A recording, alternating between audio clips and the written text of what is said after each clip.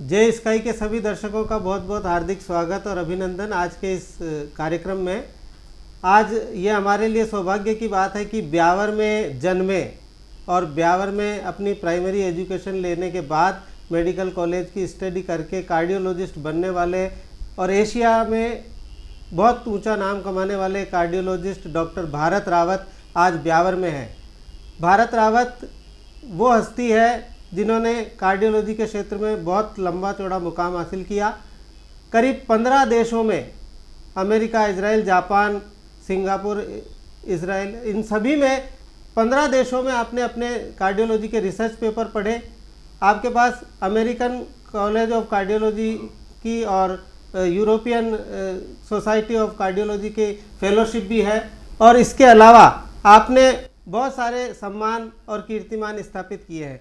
हमारे लिए सौभाग्य की बात है कि आज आप ब्यावर आए हुए हैं और जे स्काई के माध्यम से हम ब्यावर शहर के दर्शकों को हार्ट के संबंध में कुछ जानकारी देना चाहते हैं। तो मैं आपका बहुत बहुत स्वागत करता हूं डॉक्टर साहब ब्यावर के इस जे स्काई चैनल में, जो अपने शहर का एक बहुत ही महत्वपूर्ण चैनल है और बहुत हमारे दर्शकों की ये एक इम्पोर्टेंट टॉपिक, एक बहुत ही इम्पोर्टेंस वाला टॉपिक है, बहुत ही महत्वपूर्ण दिल का ये टॉपिक है जिसके ऊपर सब लोगों की रुचि है। मैं डॉक्टर साहब ये जानना चाह रहा हूँ कि दिल के बारे में बहुत तरह की धारणाएं हैं। लोग कहते हैं कि मैंने उसको दिल दे दिया, मैंने उसका दिल ले लिया, मेरा दिल धड़क रहा है, या मेरा दिल टूट गया है, या मेरा दिल रूठ गया है, या वो मेरे दिल में रहता है, मैं उसके दिल में रहता हूँ, तो ये वगैरह वगैरह। और लोग कई तरह से दिल को परिभाषित करते हैं। आजकल लव में हम देखते हैं बहुत सारे लोग इस तरह साइन बना करके बताते हैं दिल का। कोई कहते हैं दिल पान के आकार का है, कोई कहता है दिल क्या है, दिल क्या है। तो हम आखिर जानना चाहते हैं कि दिल है क्या। देखिए रामप्रसाद जी, कैसा है कि ये दिल वो दिल अलग अलग हैं। हम जिस दिल की बात करते हैं वो एक हमारे शरीर का एक अंग है, बहुत ही महत्वपूर्ण अंग है, जो कि एक मस्कुलर पंप है और ये हमारे छाती के बीच में थोड़ा सा बाईं और ज़्यादा होता है और इसका निरंतर धड़कना काम है और शुद्ध ब्लड को, खून को वो हमारे पूरे शरीर के अंदर प्रवाह करता है और दिल की मजबूती, दिल का अच्छा स्वास्थ्य हमारे स्वास्थ्य के लिए बहुत ही आवश्यक है। दिल का स्वस्थ रहना तो निश्चित रूप से बहुत ज़रूरी है, क्योंकि दिल शरीर का वो अंग है जो जब तक धड़कता है, चलता है, तो हम लोग जिंदा रहते हैं। लेकिन डॉक्टर साहब, ये दिल जो इतना मेहनती है, ये दिल जो इतना इमोशनल है, ये दिल जो बहुत सारी दुनियादारी को अपने साथ झेल कर चलता है, फिर इतनी हिम्मत वाला दिल अचानक ऐसा क्या हो जाता है कि इंसान दिल का मरीज हो जाता है? ये बड़ा अच्छा प्रश्न पूछा। मुझे लगता है कि अगर हम दिल को सिर्फ अपना ही काम करने के लिए छोड़ देते तो शायद वो इतनी जल्दी थकता नहीं।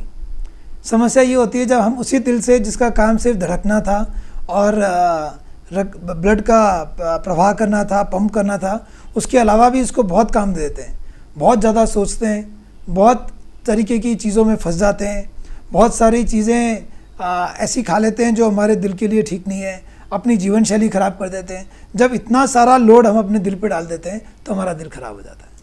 तो दिल खराब हो जाता है, तो डॉक्टर साहब ये कैसे पता चले कि अब हमारा दिल बीमार हो गया या बीमारी की तरफ बढ़ रहा है? ऐसे क्या लक्षण हैं जिनसे पता चल जाए कि आदमी का दिल अब ठीक नहीं है? देखिए, प्रायः लक्षण क्या होते हैं कि छाती का दुखना, छाती की धड़कन खराब होना या सांस फूलना, इन तरह के लक्षण होते हैं प्रायः, कि जिससे ऐसा लगता है कि शायद दिल का रोग होने की संभावना है।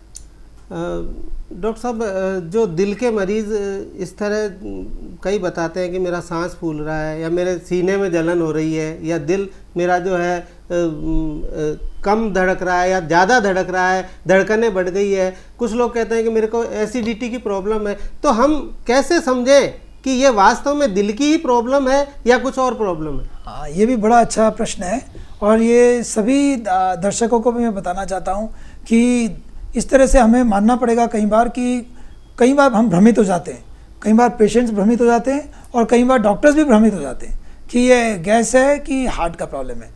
तो सबसे महत्वपूर्ण तो ये समझना है कि जब छाती के किसी एक कोने में अगर आपको लगे कि बस हाँ यहीं पे दर्द हो रहा है, डॉक्टर साहब थोड़ा नीचे ऊपर, हाँ बस इसी पॉइंट पे दर्द हो रहा है, अगर ऐसी कोई संभावना है तो ये दिल का दर्द कभी नहीं है।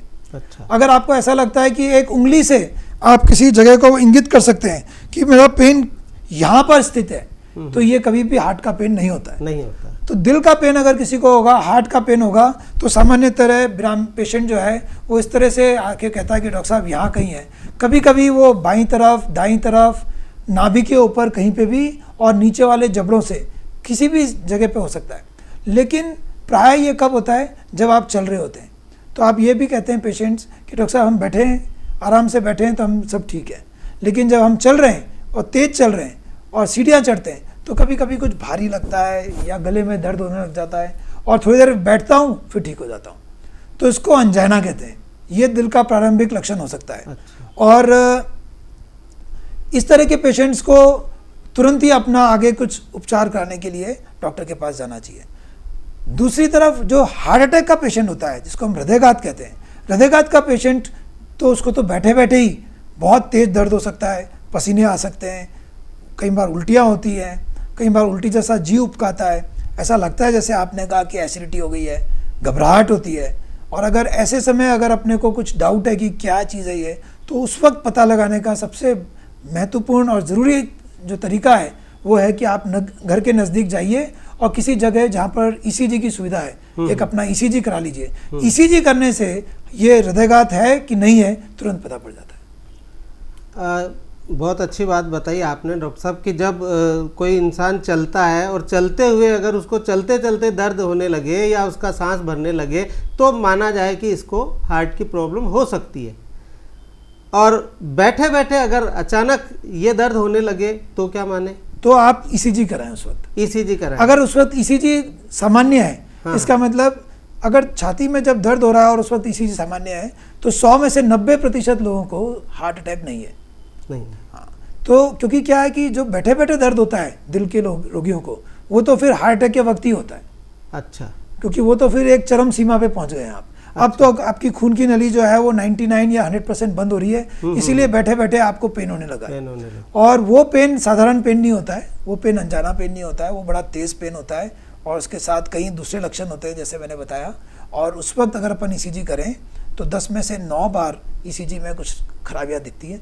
और अगर ईसीजी पहला ईसीजी नॉर्मल भी हो तो हम आधे घंटे बाद या 1 घंटे बाद दोबारा ईसीजी रिपीट कर सकते हैं और 3-4 घंटे बाद एक ब्लड टेस्ट ले सकते हैं। वो ब्लड से भी पता पड़ जाता है टेस्ट से कि ये हार्ट अटैक था कि नहीं था। डॉक्टर साहब इस विषय पर मैं 1 सेकंड बाद आपसे बात करूंगा कि कई लोग बैठे बैठे मौत के मुंह में चले जाते हैं, अचानक सोए के सोए रह जाते हैं, पता ही नहीं चल पाता है। रात को आदमी आराम से सोया, फेसबुक चला के सोया और सुबह उठा तो उसका फेस गायब हो गया। तो मैं ये कहना चाहता हूँ डॉक्टर साहब कि ये जो हृदय रोग है ये हम इन्हीं 10, 20, 30 सालों में ही इतना सुन रहे हैं, इससे पहले हम इतना नहीं सुनते थे। तो आखिर क्या वजह है कि अब हृदय रोगी बढ़ते ही जा रहे हैं? हर इंसान को देखो हृदय रोगी, बच्चे को देखो हृदय रोग, बड़े को देखो हृदय रोग, गाँव में देखो हृदय रोग, शहर में देखो हृदय रोग, स्टूडेंट को हृदय रोग, इतना तेज़ी से क्यों बढ़ रहा है? ये भी आपका प्रश्न बहुत महत्वपूर्ण है और ये बड़े दुर्भाग्य की बात है। देखिए क्या है कि जिन देशों में डॉक्टर्स की उतनी कमी नहीं है, प्रशिक्षित डॉक्टर्स की कमी नहीं है, बड़े बड़े अस्पताल हैं, पूरा हेल्थ इंश्योरेंस का सिस्टम है, बड़ी सुविधाएं हैं, संपन्नता है, उन सारे विकासशील देशों के अंदर ये सारी हार्ट की प्रॉब्लम्स जो हैं पिछले 20-30 सालों से कम हो रही हैं। यूरोप में, अमेरिका में, जापान में, ऑस्ट्रेलिया में, कनाडा में, हर जगह ये समस्या जो है वो काफ़ी घट रही है। और अनफॉर्चुनेटली डेवलपिंग कंट्रीज़ जिस तरह से हमारा देश भारत, जहाँ पर हमें ये सारी परेशानियों से जूझना पड़ता है, जहाँ पे नज़दीक किसी भी अस्पताल में संभव है कि तुरंत हार्ट अटैक के पेशेंट्स को इलाज करने की समुचित सुविधा ना हो। आज की तारीख में मुझे या आपको भी भगवान ना करे अगर हृदयघात हो तो हमें पता नहीं है कि हम किस वक्त किस शहर डॉक्टर से या किसी अस्पताल से कितना दूर होंगे कि हमारा समुचित उपचार हो पाए। और अगर उपचार की सुविधाएं भी हैं तो हमारे पास पैसों की कमी है, साधनों की कमी है, डॉक्टर्स की कमी है। तो इस सभी के कारण ये बड़ी दुर्भाग्यपूर्ण स्थिति है। कारण क्या हो सकता है? कारण तो पक्का ही हमारी जीवन शैली है। हमारी ये जीवन शैली जो दौड़ भाग के अंदर जो एक कॉम्पिटिटिव जो हमारा जो जीवन है जो कि बहुत व्यस्त हो गया है, मैं समझता हूँ ये व्यस्त ही नहीं बल्कि अस्त व्यस्त हो गया है। और इस वजह से हमारे सुबह उठकर एक्सरसाइज करने का समय, हमारे खाने पीने का टाइम, हमारे को जो एडिक्शंस हो जाते हैं, जो धूम्रपान और जो तंबाकू नहीं खाने से हमको बड़ी टेंशन हो जाती है। लोग बाग सोचते हैं कि अगर मैं स्मोकिंग नहीं करूँगा तो, या मैं अगर तंबाकू नहीं खाऊँगा तो मेरा दिमाग नहीं काम करता है, या आपको शाम को ड्रिंक्स लेना ही है और आपको खूब खाने की इच्छा होती है। तो ये सभी मुझे लगता है कहीं ना कहीं हमारी जीवन शैली के अंग हैं जो कि तनाव की वजह से पैदा होते हैं, और इन वजह से फिर धीरे धीरे हार्ट की डिसीजेस पैदा होती है। डॉक्टर साहब, पहले के लोग बाग थे, मोटा खाते थे, मोटा पहनते थे, मोटा विचारते थे। लोगों के पास बहुत कम सुविधाएं थी, व्हीकल नहीं थे, पैदल चलते थे, घर में सामान इतना नहीं था, सुविधाएं इतनी नहीं थी, भौतिक संसाधन नहीं थे। आज तो एसी में रहता है आदमी, आराम से घूमता फिरता जाता है, बस में, गाड़ी में, कार में बैठ करके, और ऐशो आराम की ज़िंदगी जी रहा। फिर इतने रोग क्यों हो रहे हैं उसको, फिर इतना दुखी क्यों हो रहा है वो? ये भी बहुत अच्छा प्रश्न है आपका। देखिए, समस्या ये है कि जितनी भी हमने ये भौतिक सुविधाएं जो आपने गिनाई, जो हमने अपने जीवन में लाई हैं, ये सारी सुविधाएं हम अपनी खुद के दिमाग की, अपने दिमाग या अपने अहम की शांति के लिए लेकर आए। उसमें हमने कभी नहीं सोचा कि हमारे दिल को क्या चाहिए। दिल को क्या चाहिए, हमने दिल का ख्याल ही नहीं करा। शायद आपके दिल ने ये सब चीज़ें नहीं मांगी थी, ये सब हमारे अहम ने मांगी थी कि मेरे पास एसी होना चाहिए, बड़ी गाड़ी होनी चाहिए, घर बड़ा होना चाहिए, और आपको लगा कि शायद इससे आप अपने दिल को भी सुकून दे रहे हो, पर हमें पता है कि हमारे दिल को सिर्फ इससे सुकून नहीं मिला है। पर डॉक्टर साहब, ये दिल मांगे मोर, हाँ, और इस मोर के चक्कर में इतनी सारी चीज़ें हमने अपने आसपास जुटा ली है, उसके बावजूद हमको सुकून नहीं मिला, बल्कि दिल का रोग मिल गया, दिल का रोग पाल लिया हमने। तो मैं डॉक्टर साहब ये जानना चाह रहा हूँ, और हमारे दर्शकों को भी आप ज़रा इस बात पर प्रकाश डालें कि इस रोग को, जैसे ही इमीडिएट किसी आदमी को दर्द हो गया, अटैक आ गया, या उसने दिल में भारीपन महसूस किया, तो उसको इमीडिएट क्या करना चाहिए? हाँ, ये एक बहुत ही प्रैक्टिकल प्रश्न किया कुमार साहब। मैं सभी दर्शकों से निवेदन करना चाहता हूँ कि अगर आपके घर में या किसी परिवार के या किसी मित्रों में किसी को भी अगर एकाएक 40 साल 45 साल की उम्र का कोई व्यक्ति है जिसको एकाएक छाती में दर्द होने लगा है और पसीना आने लगा है, बेचैनी होने लगी है, जिसका कि और कोई स्पष्ट कारण समझ में नहीं आ रहा है, तो ये शंका हो सकती है कि ये हृदयाघात का लक्षण हो। और इस वक्त अगर तुरंत उसको 2 टैबलेट्स एस्प्रिन की, 150 मिलीग्राम की 2 टैबलेट या 300 मिलीग्राम की 1 टैबलेट एस्प्रिन की अगर दी जाए थोड़े मात्रा में पानी के साथ, या तो उसको चबाने के लिए कहें या तो सॉल्युबल एस्प्रिन हो तो घोल के दे दें, और अगर वो ले लें तो हृदयाघात से होने की मृत्यु की संभावना 25% कम हो जाती है। अच्छा, ये बहुत ही महत्वपूर्ण सूचना है।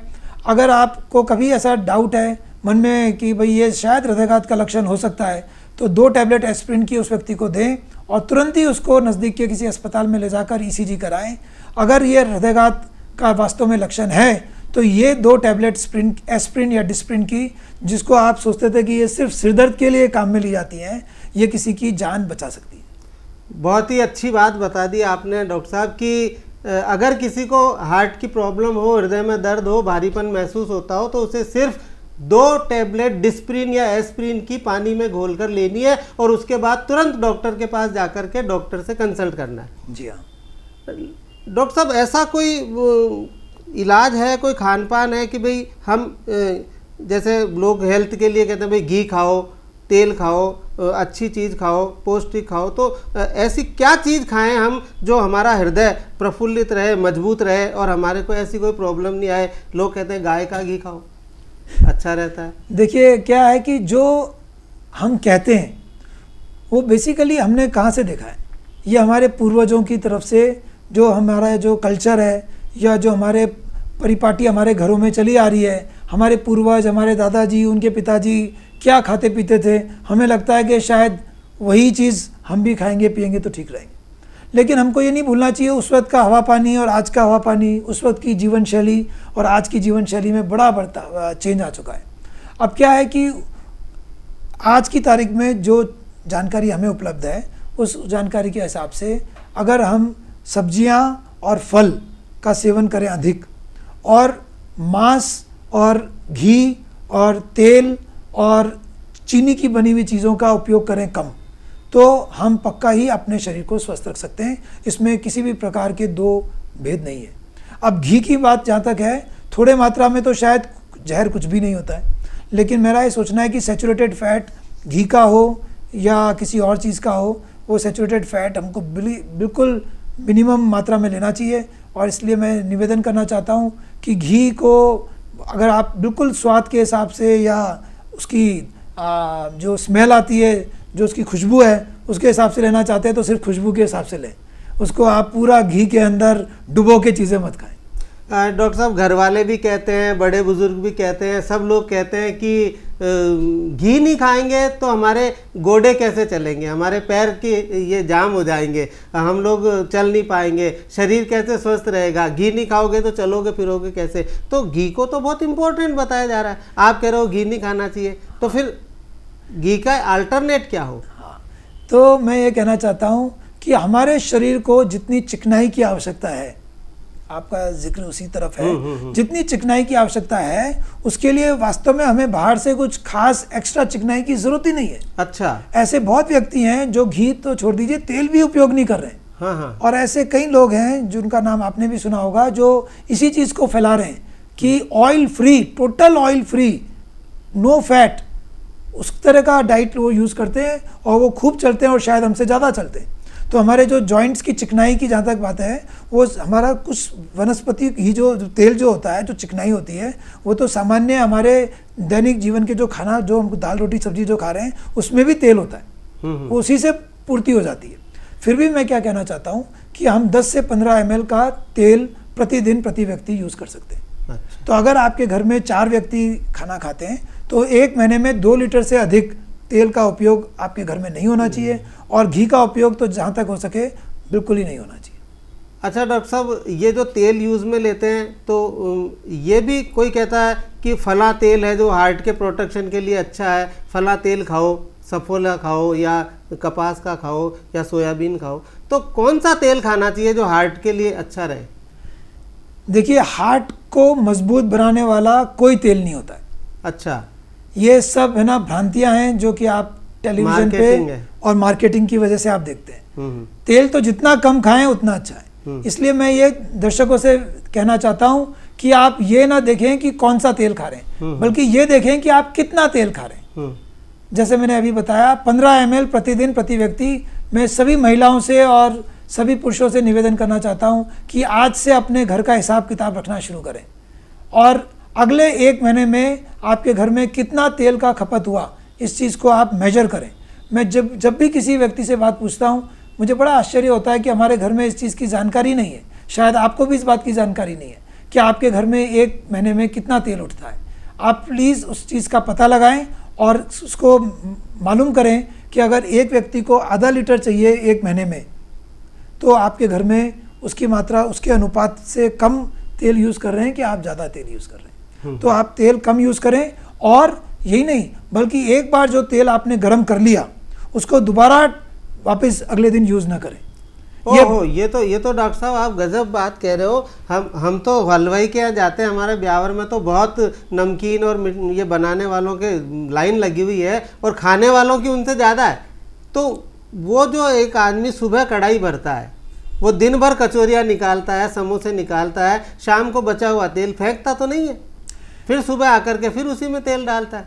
तो इसलिए मैं आपसे निवेदन करना चाहता हूँ कि जब आपको ये लगता है कि मैं तो कुछ खाता ही नहीं हूँ और मैं तो शाकाहारी हूँ और मुझे कैसे दिल का रोग लग गया, तो जो आप कभी कभी हफ्ते में एक बार कुमावत साहब के अनुरोध पे या किसी और के अनुरोध पे अगर आप आधी कचौरी खा ली या 1 कचौरी खा ली, वो 1-10 के बराबर है। ओहो।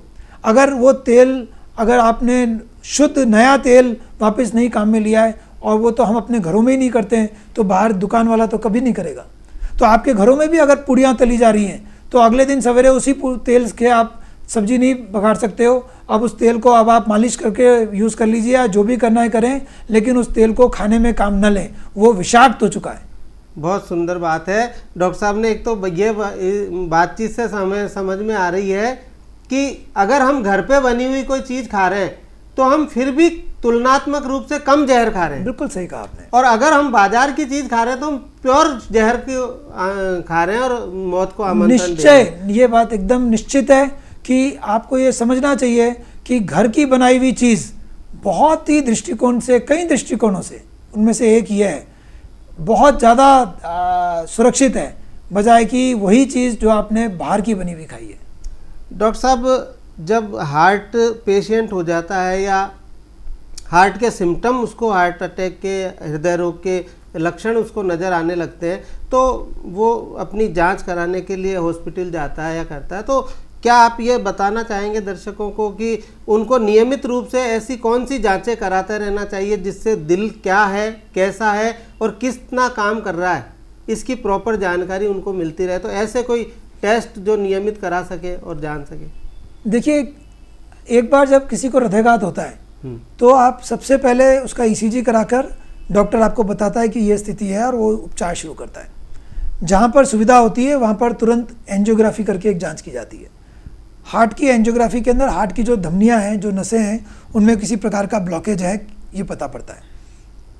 अगर वो ब्लॉकेज की वजह से हार्ट का सप्लाई, ब्लड सप्लाई बंद हो गया है तो हम पेशेंट्स को बताते हैं कि इनकी तुरंत एंजियोप्लास्टी करने की ज़रूरत है। और उसी वक्त हम उसकी आर्टरी में स्टेंट लगाकर एंजियोप्लास्टी करके और उसके हार्ट की जो मसल जो मर रही थी, जो हार्ट अटैक हो रहा था, उस बड़े हार्ट अटैक को हम छोटा हार्ट अटैक में या पूरा, कई बार पूरा भी हार्ट अटैक से बचा सकते हैं। तो इसको इमरजेंसी एंजियोप्लास्टी कहा जाता है। इमरजेंसी एंजियोप्लास्टी से मरीजों की जान बचाई जा सकती है। डॉक्टर साहब, ये जो एंजियोग्राफी है, ये टेस्ट अमूमन हर जगह नहीं होता है। कैथ लैब जहाँ हो वहीं पर उपलब्ध होता है, बड़ी जगह पर उपलब्ध होता है। अब आम तौर पर एक लोगों का एक्सपीरियंस ये है कि पेशेंट को लेकर गए कि साहब एंजियोग्राफी करनी है, और वो एंजियोग्राफी के लिए लैब में ले गए, उनकी एंजियोग्राफी कर रहे हैं, और बाहर से तुरंत घर वालों को बुला लेते हैं कि भैया ये देखो इनके ब्लॉकेज आ रहे हैं 2-3 ये, और अब आपके स्टंट लगेंगे। तो ये जो एकदम घबराहट घर वालों को दी जाती है, तो घर वाले कहते हैं अच्छा साहब लगा दो। कुछ लोग ये कर नहीं पाते हैं। तो ये बात सच्चाई जानना चाहते हैं कि एंजियोग्राफी से वास्तव में ब्लॉकेज होते हैं, उन्हीं को स्टंट लगाए जाते हैं, या ये अपनी दुकान चलाने के लिए भी इस तरह के करते रहते हैं और मरीजों को लूटते रहते हैं? देखिए, ऐसा है कि जब एक हृदयघात का पेशेंट होता है तो उस वक्त हृदयघात के पेशेंट को तो इमरजेंसी एंजियोप्लास्टी करना करीब करीब अनिवार्य ही होता है। अच्छा। और इसमें कोई दो मत नहीं है, दो राय नहीं है कि उस वक्त ये करना चाहिए। और उस वक्त घर वालों को भी डॉक्टर्स के साथ पूरा सहयोग करके और उस पर भरोसा करके और उपयुक्त उपचार कराना चाहिए, क्योंकि वो तो उस वक्त दिल का एक तरह से देखा जाए तो गला घोट के रखा हुआ है, पूरा ब्लड सप्लाई बंद है। और जितनी देर अगर आप निर्णय करने में लगाएंगे उतना चांस इस बात का है कि जो उसका जो दिल है वो जिंदगी भर के लिए कमज़ोर रहेगा। अब अगर हार्ट अटैक का सिचुएशन नहीं है और ये रूटीन जांच कराने के लिए आप गए थे, उस वक्त ये दिल का दौरा या हार्ट अटैक नहीं हुआ था, और उस वक्त अगर कोई ब्लॉकेज निकलती है वो 80% हो या 90% हो, और उस वक्त अगर अपनी सुविधा है तो अपन स्टेंट लगा सकते हैं, सुविधा नहीं हो तो आप अगले दिन या 2 महीने बाद भी लगा सकते हैं। हाँ। वो निर्भर करता है कि आपके लक्षण किस तरह के हैं। मैं यही बात आपसे जानना चाह रहा था कि जैसे ही मरीज को ले जाते हैं और एंजियोग्राफी कराते हैं, वो इमीडिएट स्टंट लगाने के लिए सजेस्ट करते हैं। लगवाना भी चाहिए, सीरियस है, आदमी की जान बचनी चाहिए, लेकिन क्या उसको 10-20 दिन 15 दिन घर वालों से एक बार सेकंड ओपिनियन ले ले, थोड़ा सा टाला जा सकता है? मैंने आज जैसे आपसे कहा, ये इस बात पर निर्भर करता है कि मरीज़ के उस वक्त लक्षण कैसे हैं। अगर मरीज़ को उस वक्त छाती में दर्द चल रहा है तो उस वक्त तो जितना कम समय लें उतना अच्छा है। लेकिन अगर मरीज़ को उस वक्त लक्षण ज़्यादा नहीं है और मरीज़ प्रायः अपना सब दैनिक दिनचर्या सामान्य तरह से कर पा रहा है, 1-2 किलोमीटर 3 किलोमीटर चल पा रहा है, तो ऐसे पेशेंट्स में कोई इस चीज़ की जल्दी नहीं होती है कि आप तुरंत ही एंजियोप्लास्टी करें या स्टेंट लगाएं। और मैं आपकी बात से सहमत हूँ। कई बार इस तरह के इल्ज़ाम हम पर लगते हैं कि हम जो कार्डियोलॉजिस्ट हैं वो कई बार ज़रूरत से ज़्यादा एंजियोप्लास्टी कर लेते हैं। इस तरह के कई आरोप विदेशों में भी, यहाँ तक कि डेवलप्ड कंट्रीज़ में भी डॉक्टर्स के ऊपर लगे हैं। और मुझे लगता है कि संभव है कि कुछ केसेस में ऐसा हुआ होगा, लेकिन मुझे ऐसा भी लगता है कि कई बार इस चीज़ की भी बड़ी आवश्यकता होती है कि आप अपने डॉक्टर्स के ऊपर यकीन भी करें, भरोसा भी करें। ये एक रिश्ता बड़ा ही महत्वपूर्ण रिश्ता होता है जिसमें कि एक तीसरा आदमी आपको कभी राय नहीं दे सकता। जो आपका डॉक्टर है उसको पता होता है ज़्यादा कि इस वक्त आपकी ज़रूरत क्या है।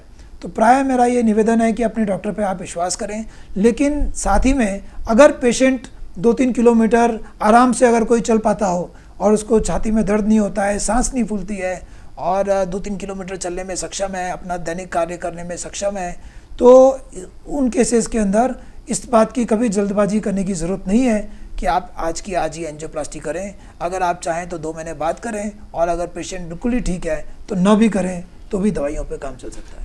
बहुत अच्छी बात डॉक्टर साहब। मैं एक तो ये जानना चाह रहा हूँ और हमारे दर्शकों को भी ये जानने की इच्छा हो रही होगी कि हमारी खून की धमनियों में कितना ब्लॉकेज हो तब हमको स्टंट लगाने की ज़रूरत पड़ती है, और कितना ब्लॉकेज हो तब हमको स्टंट की बजाय बाईपास करा लेनी चाहिए।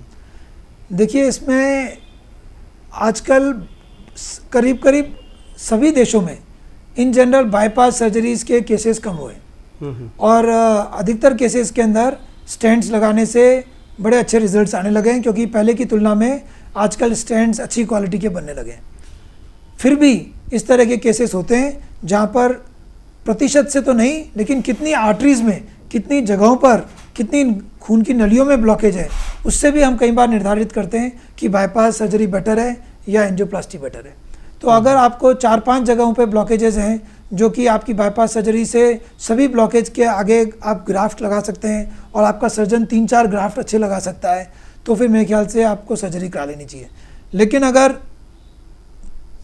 आपको ऐसा लगता है कि एक आधी आर्टरी में ब्लॉकेज है और जिसको आपका डॉक्टर समझता है कि आसानी से स्टेंट लगा के खोला जा सकता है, तो फिर बाईपास सर्जरी न कराने से भी बात चलती है। मुझे लगता है कि इस तरह की बात आपको अपने डॉक्टर के साथ मिलकर और दोनों के पक्ष सुनने चाहिए कि बाईपास सर्जरी में फ़ायदा या नुकसान क्या है, एंजियोप्लास्टी में फ़ायदा या नुकसान क्या है। कई बार ऐसा होता है कि एंजियोप्लास्टी में खर्चा ज़्यादा आता है, क्योंकि जो आप स्टेंट्स लगाते हैं वो महंगे हो गए, और अगर कई स्टेंट लगाएंगे तो उसका खर्चा बहुत ज़्यादा आएगा। इसकी तुलना में बाईपास सर्जरी में एक बाईपास किया जाए कि 4 बाईपास किए जाएँ, उसकी कीमत बदलती नहीं है। तो किसी भी एक आम शहर में भारतवर्ष में 1.5 से 2 लाख रुपए में बाईपास सर्जरी संभव है, और अगर 2 स्टेंट लग गए तो कम से कम मुझे लगता है कि अगर अच्छी क्वालिटी के स्टेंट लगें तो 2.5 से 3 लाख रुपए लग सकते हैं। अच्छा। तो इसका मतलब ये हुआ कि बाईपास सर्जरी सस्ती पड़ती है, और ये भी बात है कि बाईपास सर्जरी के बाद में दोबारा ब्लॉकेज होने की संभावना खासतौर से डायबिटिक पेशेंट्स में थोड़ी कम होती है। स्टेंट्स लगाने के बाद दोबारा समस्या होने की संभावना थोड़ी ज़्यादा होती है।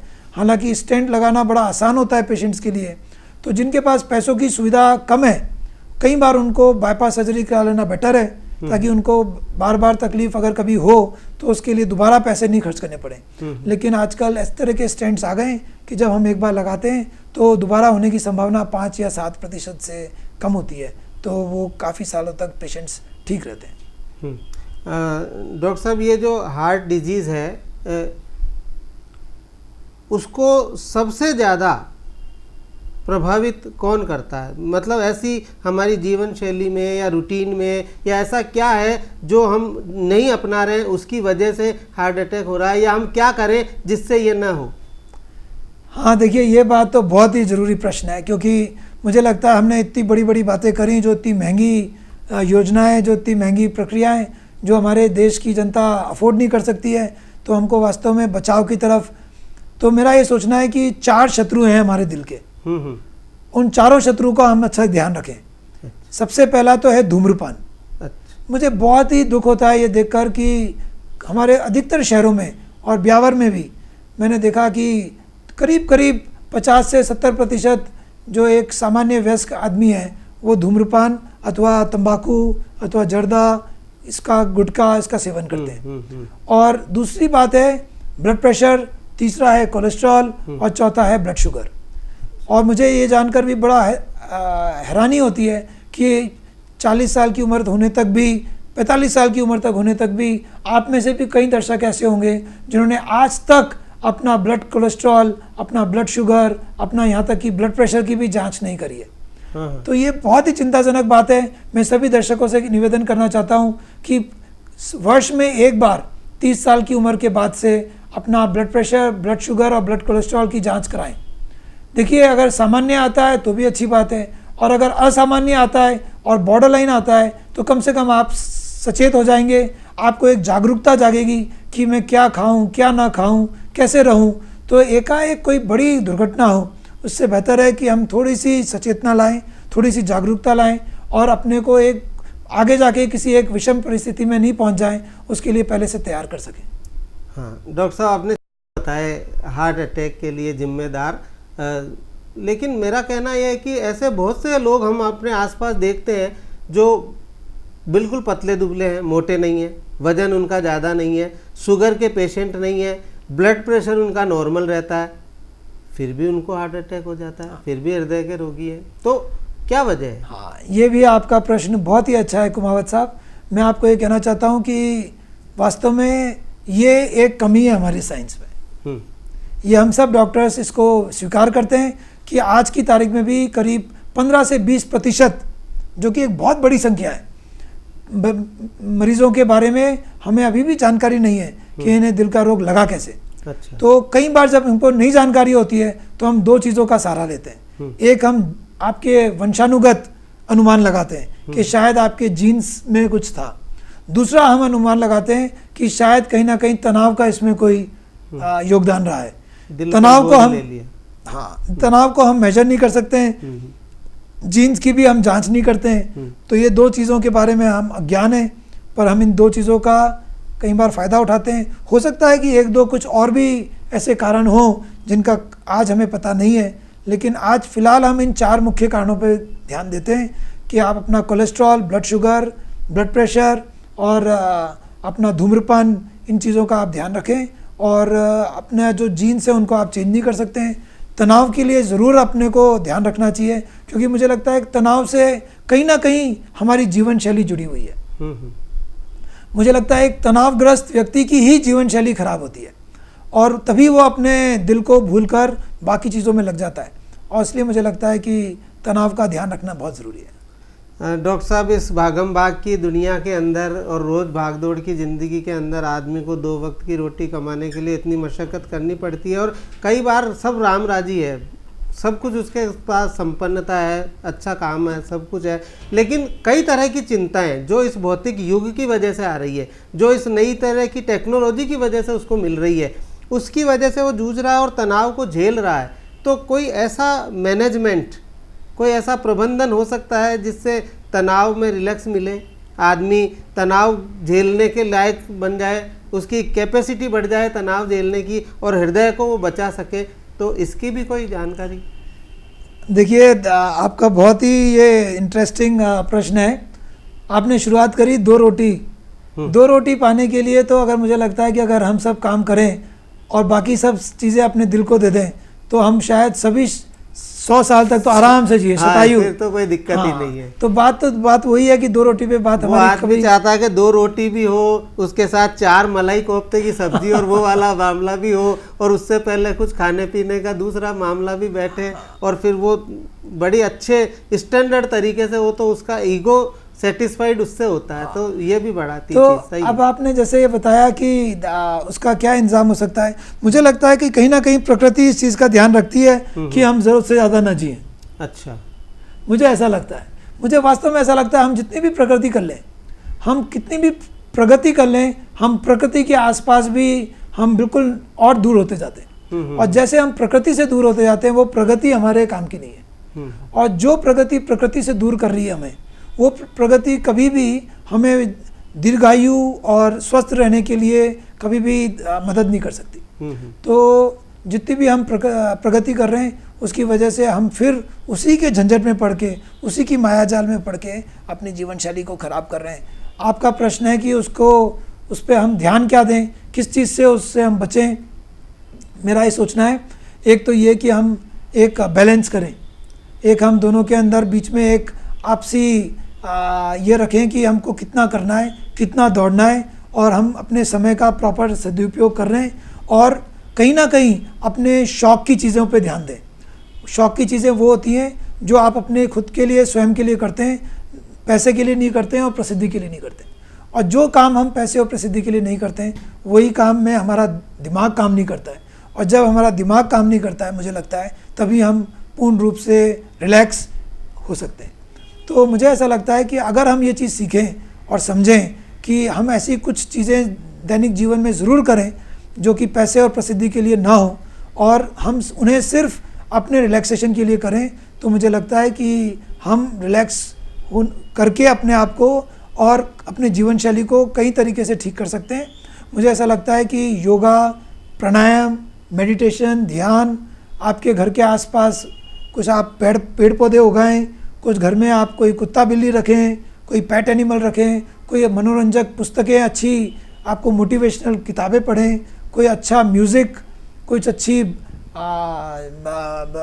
आपका कोई पूजा पाठ कर रहे हैं, कुछ मंदिरों में जा रहे हैं, कुछ चर्चों में जा रहे हैं, कुछ आप अपने पुराने मित्रों के साथ बातें कर रहे हैं, जिसमें भी आप पूरा रिलैक्स हो सकें और अपने दिमाग को आप शांत रख सकें। मुझे लगता है कि वो गतिविधियां हम सबको अपने जीवन में अपनानी चाहिए। पर एक बात का ध्यान रखें, दिमाग शांत करने के कुछ हानिकारक तरीके भी हैं। हाँ, उनका उपयोग न लें। जैसे कि बहुत ज़्यादा शराब का सेवन, अच्छा, या किसी भी तरह का ड्रग्स का लेना, या दवाइयों का लेना, ये भी दिमाग को शांत करने के तरीके हैं।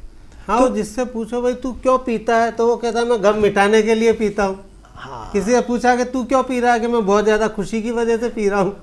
तो अब हाँ, तो जब आपसे सहा नहीं जा रहा है तब आप उसका सहारा लेते हो। तो मैं ये कहना चाह रहा हूँ, हम अपने दिमाग को शांत रखने के बहुत सारे अच्छे तरीके ले सकते हैं, जिसमें कई बार कुछ लोग ऐसे होते हैं जो एक्सरसाइज करके खुश रहते हैं, कुछ लोग पेंटिंग करके खुश रहते हैं, कुछ लोग संगीत से खुश रहते हैं। तो इनका कुछ ना कुछ साधन लेना चाहिए। मैं सबसे निवेदन करना चाहता हूँ कि ज़रूर अपने जीवन में कुछ समय के लिए प्राणायाम, योगा और ध्यान, जहाँ पे भी आपके घर के आसपास जिस भी प्रकार का होता हो, सहज योग है कि ट्रांसेंडेंटल मेडिटेशन है, कि अभी श्री रविशंकर का जो आपने आर्ट ऑफ लिविंग देखा है, और भी प्रकार तरह के हैं। आपके रामदेव जी ने आपको प्राणायाम करना सिखाया है। तो मैं समझता हूँ कि जहाँ भी आपको जो भी गुरु मिल जाए, जो भी आपको सिखा सके, उस तरह की आप कुछ ना कुछ हमें करना चाहिए।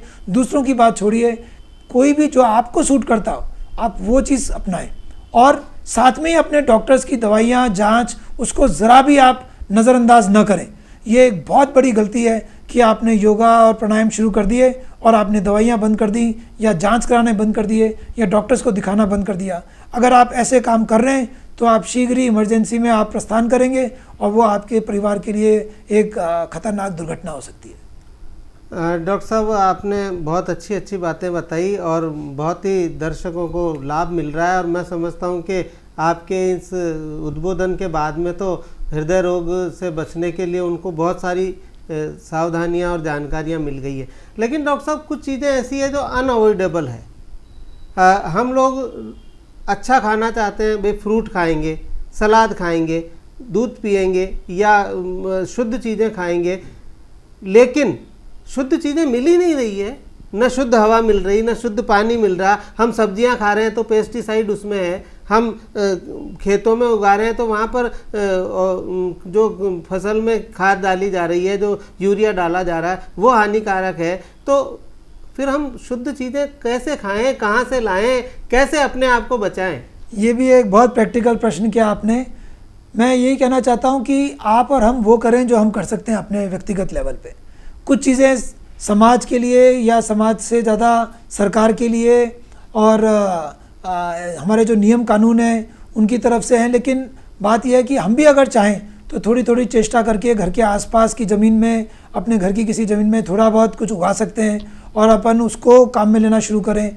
अपन मालूम करें कि कहाँ पर किसान जो है वो शुद्धता से और अच्छे ऑर्गेनिक सब्जियां वगैरह लेकर आ रहे हैं, हम वो चूज़ कर सकते हैं। लेकिन जो भी अगर हम करें, मेरे ख्याल से फिर भी अगर आप सब्जियां और फल साफ़ करके धोकर अच्छी तरह से खा रहे हैं, तो वो दूसरी बहुत सारी जो हानिकारक चीज़ें हैं उनको खाने की तुलना में ये अभी भी बहुत सेफ़ हैं, सुरक्षित हैं। और मुझे लगता है कि अगर आप सुबह शाम किसी भी अच्छी जगह पे, खुली जगह पे, जहाँ पर आपको लग रहा है कि प्रदूषण कम है, वहाँ पे अगर आप सैर कर रहे हैं, तो मुझे लगता है कि भले ही थोड़ा बहुत कभी प्रदूषण मिल भी जाए तो भी आपकी सेहत को फ़ायदा ही होगा, बजाय इसके कि आप रात को 12 बजे सोएं और सवेरे 8 बजे उठें और ये विचार करें कि बाहर प्रदूषण है इसलिए मैं वॉकिंग करने नहीं जा रहा हूँ।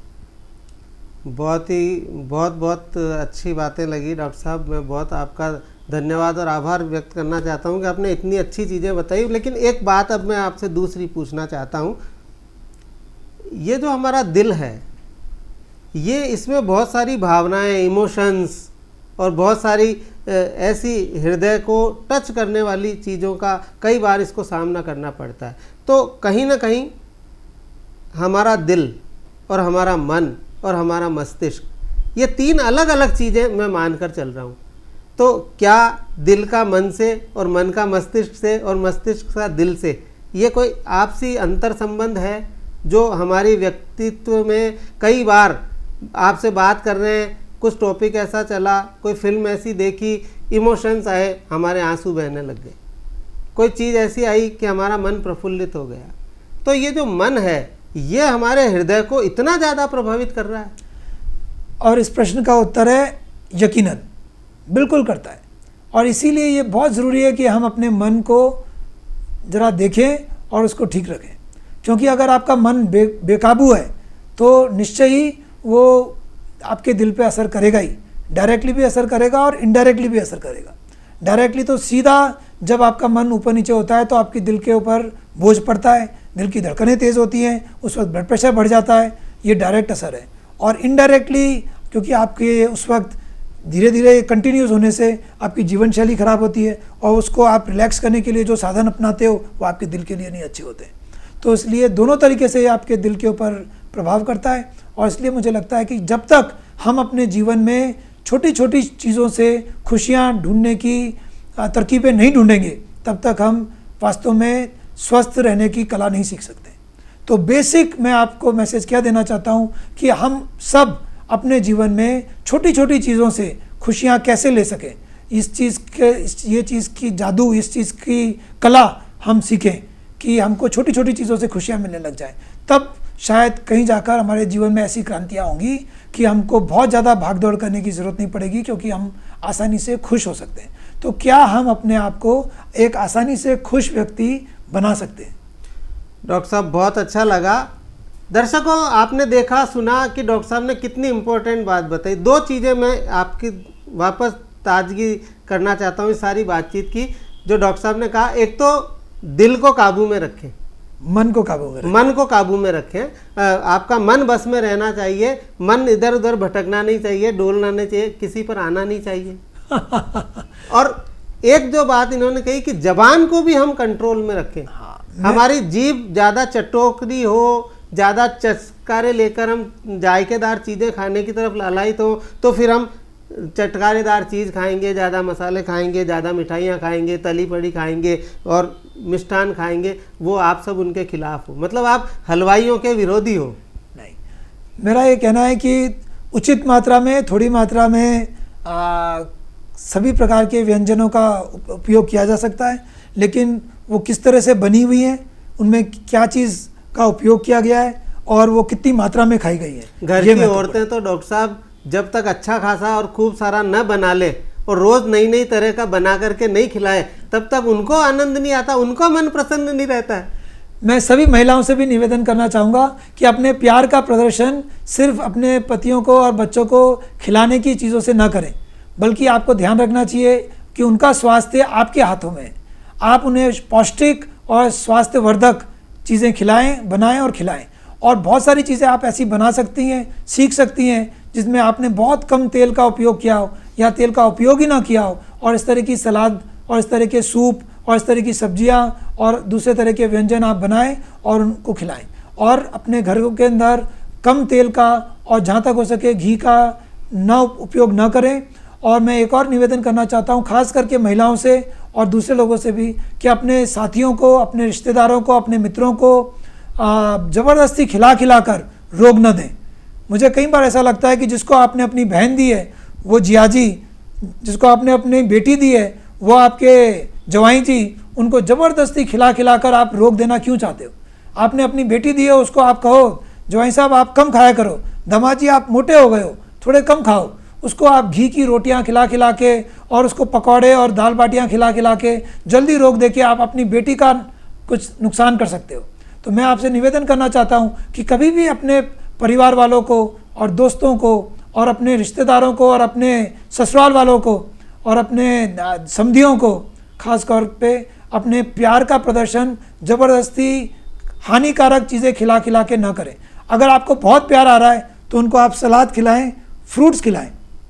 डॉक्टर साहब, दामाद जी घर पर आएंगे और उनको अगर हम प्याज और ककड़ी रखेंगे सामने और कहेंगे कि दामाद जी ये खाओ, तो मतलब अगली बार दामाद जी नहीं आएंगे और सवाल ये उठ जाएगा कि यार वो बीवी को कहेंगे कि अरे तेरे वहाँ गया और हालत ये हो गई। एक दामाद जी ने जो है अपने ससुराल से लौटे तो बीवी को लेने गए थे और लेकर के लौटे तो घर आते ही पहले बार उन्होंने बीवी से पहली बात ये कही, बोले मैं तेरे पियर गया और पियर वालों ने अपमान कर दिया। बोले क्या हुआ? बोले मैं गया तो 2 किलो केले लेकर के गया और मैं वापस आया तो मुझे उन्होंने 50 रुपये दिए सीख में, तो मैं 150 रुपये के केले ले गया और 50 रुपये सीख में दिए। तो बीवी बोली कि आप मेरे पियर गए थे या केले बेचने गए थे? तो डॉक्टर साहब, हालत ये हो जाती है कि हम अगर मेहमानों को उनकी तरह से खाना नहीं खिलाएं, नहीं पिलाएं, तो घर का भी थोड़ा होता है, लोग अपने स्टेटस के हिसाब से भी खाना बनाते हैं। तो मेरा ये कहना है कि आपको ये देखना चाहिए कि आपका दामाद वापस पलट के आपके घर आए या ना आए, उससे ज़्यादा महत्वपूर्ण बात यह है कि वो वापस पलट के किसी अस्पताल ना जाए। मुझे लगता है कि आपको बहुत सीरियसली इस चीज़ को लेना चाहिए, क्योंकि ये मजाक की बात नहीं है। ये जो आपका प्यार है सासू जी का या बहन का या साली का या साले का, ये प्यार कहीं उसको किसी अस्पताल का चक्कर न कटाने लग जाए। और कभी अगर आपके किसी रिश्तेदार को अगर अस्पताल जाना पड़े तो कहीं ना कहीं आपको आत्मग्लानि होनी चाहिए कि उसको अस्पताल पहुंचाने में आपका भी कहीं हाथ तो नहीं था। बहुत सुंदर डॉक्टर साहब, तो बहुत आपने अच्छी बातें कही। आपका हर बात, हर वाक्य एक मंत्र है और आपने जितनी भी बातों को टच किया है, जितने भी प्रश्नों पर आपने फोकस किया है, वो सारी बातें एक मंत्र और एक मैसेज दे रही है। पर फिर भी मैं चाहूँगा डॉक्टर साहब कि हमारे दर्शकों को आप कोई अंत में ऐसा कोई संदेश दें जिससे उनका दिल खुश रहे, मजबूत रहे, प्रसन्न रहे और वो अपने दिल को खुश रखते हुए उनके पूरे परिवार को खुशियाँ दे सके, लंबे समय तक स्वस्थ रहकर जी सके और समाज के लिए कोई उदाहरण बन सके, ऐसा कोई मंत्र। देखिए, हम सभी बातों पे चर्चा कर चुके हैं। मैं सभी दर्शकों से ये निवेदन करना चाहता हूँ कि ये अंग्रेजी का शब्द है MADE, made. M mental relaxation. हमने जैसे अभी बात करी, अपने आनंद के लिए, अपनी खुशी के लिए, अपने शौक के लिए कुछ एक्टिविटी करें दिन में। A है अवॉइड टोबैको, किसी भी प्रकार का धूम्रपान और तंबाकू का सेवन ना करें। D है डाइट कंट्रोल, अपनी ज़ुबान पे काबू रखें। ये जो ज़ुबान आपकी 50 ग्राम की ज़ुबान है, वो पूरे 60 किलोग्राम के शरीर को कैसे नष्ट कर देती है। तो आपको ये चीज़ देखनी होगी कि आप खाने के लिए जी रहे हैं या जीने के लिए खा रहे हैं। और आखिरी में है E एक्सरसाइज, नियमित व्यायाम। मुझे लगता है कि अगर हम ये 4 चीज़ों पे ध्यान रखें, MADE, mental relaxation, avoid tobacco, diet control and exercise, और इसमें भी ध्यान रखिए कि M जो है वो नंबर 1 है। मतलब मेंटल रिलैक्सेशन, तनाव से मुक्ति, खुश रहें। और जैसे अभी हमने चर्चा करी, छोटी छोटी बातों में खुश रहें। जब तक हम स्थिर नहीं रहेंगे, जब तक हम चोरी चकाटी से नहीं बचेंगे, जब तक हम भागदौड़ की दुनिया से नहीं बचेंगे, जब तक हम आडंबर से नहीं बचेंगे, जब तक हम झूठ बोलने से नहीं बचेंगे, तब तक हमारा वास्तव में देखा जाए तो स्वस्थ रहना मुश्किल है। बहुत सुंदर बात बताई डॉक्टर साहब आपने। छोटी छोटी चीज़ों में खुशियाँ ढूंढनी चाहिए और मेंटल रिलैक्सेशन के लिए बहुत ज़रूरी है कि इन बातों का ध्यान दें। अगर आपको गला खराब हो तो विक्स खा लेनी चाहिए बजाय किसी हार को, सोने का हार मांगने के। तो मेड जो आपने बताया डॉक्टर साहब, MAD, मेड, और मेड का मैं समझता हूँ कि मेड फॉर ईच अदर इसीलिए है, पति का ध्यान पत्नी रखे और पत्नी का ध्यान पति रखे। अगर ये दोनों एक दूसरे के लिए बने हैं और एक दूसरे के प्रति समर्पित हैं तो मैं समझता हूँ पूरा परिवार स्वस्थ रहेगा, मस्त रहेगा, और परिवार मस्त रहेगा तो शहर, मोहल्ला, देश और दुनिया सब मस्त रहेगी। डॉक्टर साहब आप पधारे, आपने इतना बढ़िया उद्बोधन दिया, मैं आपका बहुत बहुत शुक्रगुजार हूँ और हमारे सारे दर्शक भी ये देख करके आपके प्रति बहुत शुभकामनाएं कर रहे होंगे कि ईश्वर आपको भी स्वस्थ रखे, सलामत रखे, आपका दिल मजबूत रखे और आप इसी तरह सेवाएं देते रहें। डॉक्टर साहब को बहुत बहुत धन्यवाद और आभार। Thank you.